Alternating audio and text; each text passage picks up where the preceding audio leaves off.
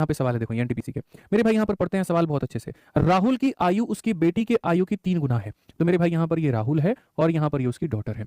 अगर उसकी डॉटर की आयु को हम इतना मानते हैं तो राहुल की आयु उसकी बेटी की आयु का कितना होगा? 3 गुना। बेटी की आयु का 3 गुना होगा।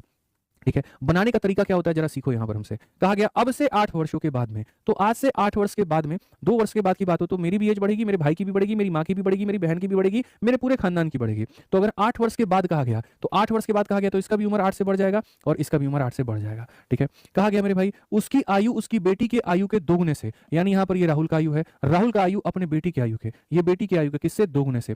कितना अधिक होगा? तो 5 अधिक होगा। यानी सीधा सा कहा गया राहुल का आयु अपने बेटी की आयु के 2 गुने से 5 अधिक होगा। सीधा सीधा बराबर करो, ये तरीका होता है। ये होता है मेरे भाई रियल तरीका कि सर ये राहुल की बेटी का आयु था तो ये राहुल का हो गया, अब से 8 वर्ष बाद कहा गया दोनों को जोड़ दिए, अब राहुल की आयु अपनी बेटी की आयु के 2 गुने से 5 वर्ष अधिक होगा। इस तरीके से आप यहाँ बनाइए। जब आप यहाँ बनाएंगे तो आप यहाँ सीधा सीधा कहेंगे सर ये हमारा हो जाता है 3x। ठीक है, डायरेक्ट थोड़ा मेरे भाई भांजते हैं ना, कोई दिक्कत है? ये हमारा 3x है, ये हमारा 2x है।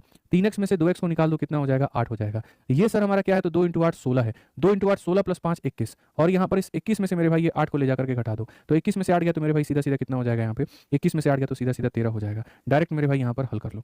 तो क्वेश्चन में कहा गया find the percentage of Rahul. तो मेरे भाई राहुल यहाँ पर कितना था? बेटी अगर x की थी तो राहुल 3x का था, यानी राहुल यहाँ पर 3 × मेरे भाई x का मान यानी कितना? 39 हो जाएगा। ये राहुल का परसेंटेज था। कौन सा ऑप्शन था? डी था।